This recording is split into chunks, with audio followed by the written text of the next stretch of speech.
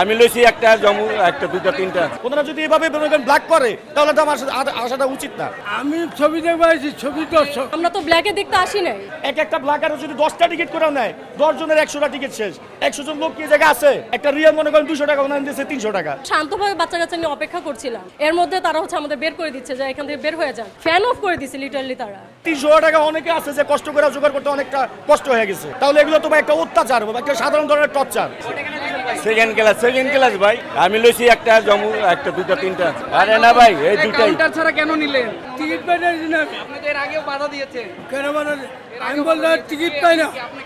আমি ছবি দেখবো আইছি, ছবি দর্শক। তাহলে নতুন মুভিটা আসেই বা কেন? আমাদের হলেই বা কষ্ট করে আসতে হয় কেন?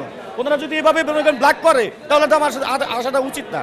তো ওনাদের প্রতি আপনারা একটু কঠোর হন ভাই, এটা অনুরোধ রইল, কঠোর হন। প্রায় 1-1.5 ঘন্টা এই যে যাও লাইনের সামনে পর্যন্ত কিছু কাউন্টার অফ করে দিচ্ছে, এটা একটা ফাজলামি না? একটা ব্ল্যাকারও যদি 10টা টিকিট করে নেয়, 10 জনের 100টা টিকিট শেষ। 100 জন লোক কি জায়গা আছে? তাহলে ন্যায্যভাবে আমরা মুভিটা দেখতে পারি। একটা ডিসি 300 টাকা, ওনারা নিতেছে 450 টাকা, 400 টাকা। একটা রিয়াল মনে করেন 200 টাকা, ওনারা নিতেছে 300 টাকা। তাহলে এটা জুলুম হয়ে যেতেছে না?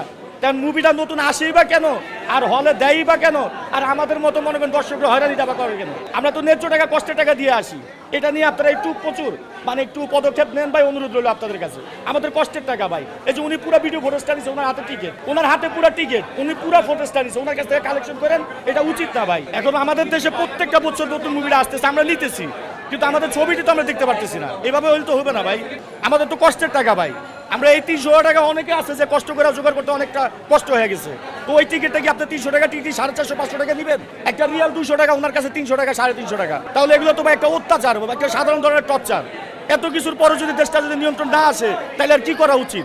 30টা টিকিট বেচে নাই ডিসি, ডকেট কাউন্টার বন্ধ করে দিছে, তাহলে এটা কি ভাই? আমরা তো ব্ল্যাকে দেখতে আসি নাই। তারপর আমরা বলছি আপনারা কমে দিলে হয়তো বা আমরা যেহেতু বাচ্চা কাচ্চা নিয়ে আসি, হয়রানি না হয়ে আমরা কিছুটা ডিসকাউন্ট দিলে আমরা নিতে পারি। বলে না একদম 500, আমরা বলছি না নিব না, আমরা 6টা শোয়ে ধরবো। আমরা কেন তাদের কাছে ব্ল্যাকে নিলাম না?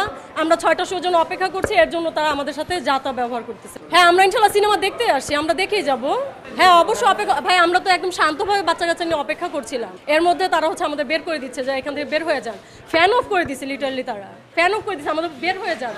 আমরা বলছি দেখেন আপনার মহিলাদের সাথে শান্তভাবে কথা বলেন, ঠিক মতো বলেন, আমাদের সুন্দর করে বলেন, আমরা চলে যাচ্ছি। সে তো যাতা ব্যবহার শুরু করছে। এটা তো ভাই অতিরিক্ত জুলুমের উপর জুলুম, এটা তো উচিত না ভাই। আপনারা এটার প্রতি একটু অনুরোধ করি, একটু পদক্ষেপ নেন ভাই। এত কিছুর পরে যদি দেশের ভিতরে শান্তি না আসে, এখনো যদি হলের টিকিটটা নিয়ে এরকম সৃষ্টি হয়, তাহলে তো ভাই অশান্তি। এটা তো উচিত না, একটু নিয়ন্ত্রণ করেন ভাই। আপনারা মিডিয়ার মাধ্যমে একটু প্রচার প্রচারণা করেন, যেন প্রশাসনের দৃষ্টি আকর্ষণ করেন ভাই।